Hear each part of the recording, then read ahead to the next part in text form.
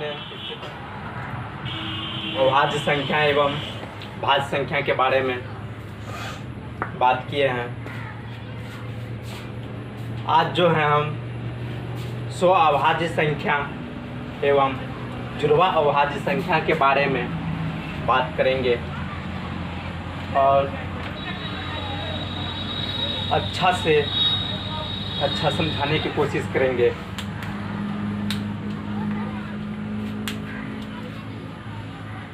तो हम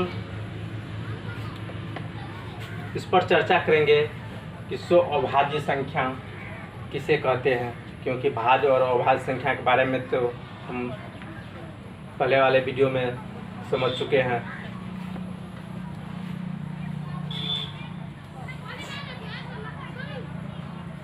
स्व अभाज्य संख्या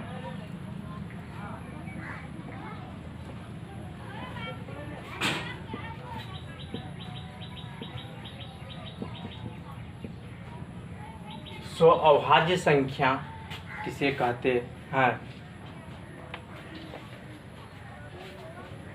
यदि दो संख्या आपस में एक दूसरे को विभाजित न करे, अर्थात जिसका HCF यानी कि महत्तम समावर्तक केवल एक हो, उसे हम स्व अभाज्य संख्या कहते हैं।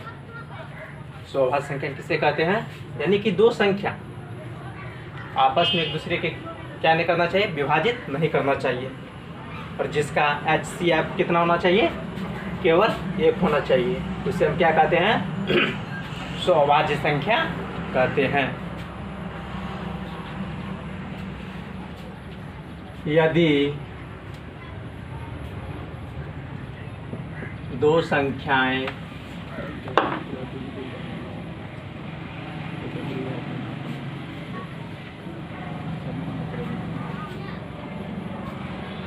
आपस में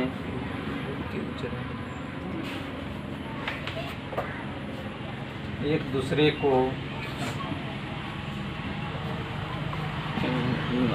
विभाजित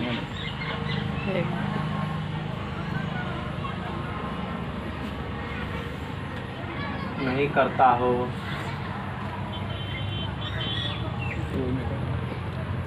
अर्थात जिसका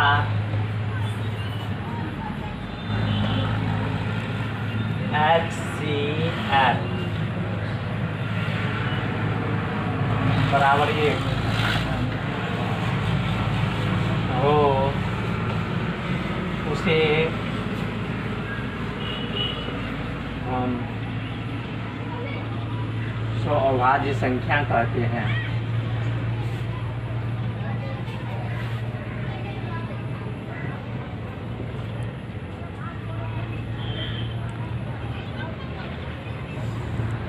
तो स्व अभाज्य संख्या किसे कहते हैं? तो वैसी संख्या जो एक दूसरे को विभाजित नहीं करता हो और जिसका HCF यानी कि महत्तम समावर्तक केवल एक हो, उसे हम क्या कहते हैं?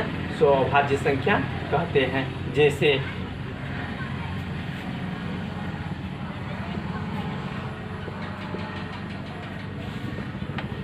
पंद्रह 15 और 16, इसमें हम देखते हैं 15 और 16 एक दूसरे को विभाजित नहीं करता, क्योंकि एक प्राकृत संख्या है तो दूसरा सम संख्या, एक दूसरे को विभाजित कभी नहीं करेंगे। और इस दोनों के जो है हम HCF ज्ञात करते हैं, तो HCF ज्ञात करते हैं तो कितना होता है हमको?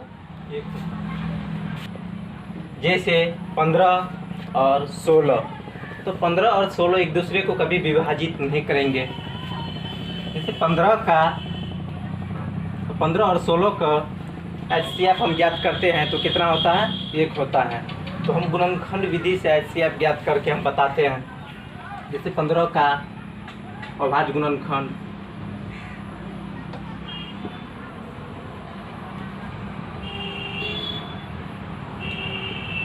कितना होगा?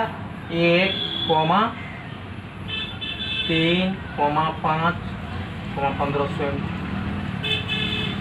16 का अभाज्य गुणनखंड 1 2 3 4 8 16। अब इसमें हम देखते हैं HCF, जो हम किसी भी दो संख्या या दो से अधिक संख्या के HCF ज्ञात करते हैं, तो हम जितना भी अंक दिया उसका गुणनखंड दिया रहता है, उसमें से जो हम उसको अभिनिष्ट संख्या को चुनते हैं। तो 15 का अभाज्य गुणनखंड और 16 का अभाज्य गुणनखंड दोनों में उभयनिष्ठ संख्या क्या है? तो दोनों में उभयनिष्ठ संख्या कितना है? 1। कितना है? 1 है। इसलिए इसका HCF कितना हुआ? 15, 16 का HCF कितना हुआ? 1। अब समझ गया HCF ज्ञात करने का नियम गुणनखंड विधि से। उभयनिष्ठ का मतलब क्या होता है? उभयनिष्ठ का मतलब होता है कि कॉमन, यानी दोनों में जो काम आवे, जिसे उभयनिष्ठ कहते हैं। तो 100 अभाज्य संख्या हम समझ गए हैं कि 100 अभाज्य संख्या जो है एक दूसरे को विभाजित नहीं करता है। जिसका HCF केवल 1 हो उसे हम 100 अभाज्य संख्या कहते हैं। दो क्रमागत प्राकृत संख्या भी 100 अभाज्य संख्या होता है।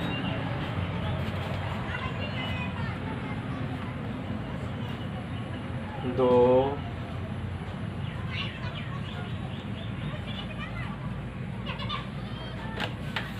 क्रमागत प्राकृत संख्या 100 अभाज्य संख्या होता है।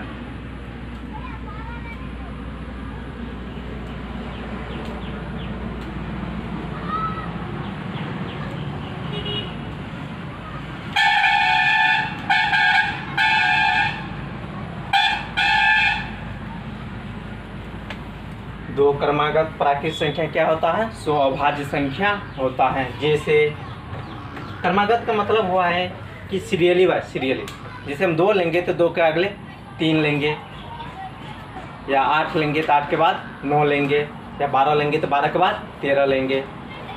इस तरह की संख्या को हम क्या कहते हैं? क्रमागत संख्या कहते हैं। जैसे 4, 5, 7, 8, ये सब को जो हम HCF ज्ञात करेंगे तो कितना होगा? 1 होगा। इसीलिए ये क्या हुआ?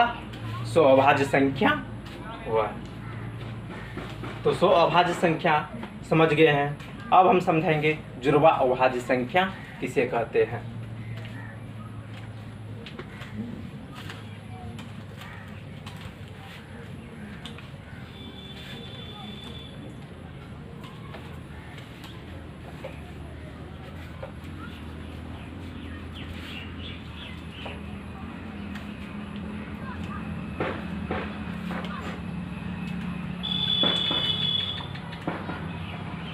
जुड़वा अभाज्य संख्या किसे कहते हैं?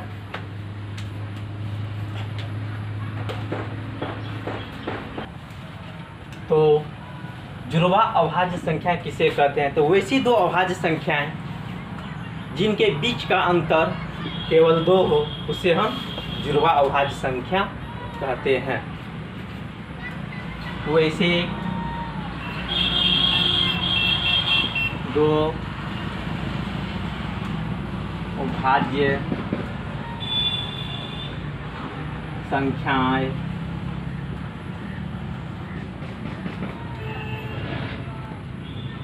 जिनके बीच का अंतर 2 हो उसे जुड़वा अभाज्य संख्या कहते हैं।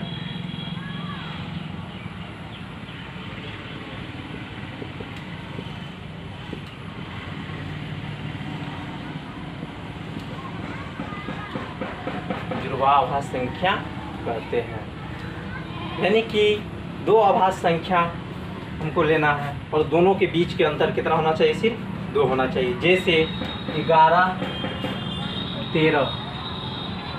11 क्या है? अभाज्य संख्या है और 13 अभाज्य संख्या है, लेकिन इन दोनों के बीच का अंतर कितना है? 2 है। दोनों के बीच का अंतर कितना है? 2 है। जैसे 17, 19, इसमें भी 2 का अंतर है।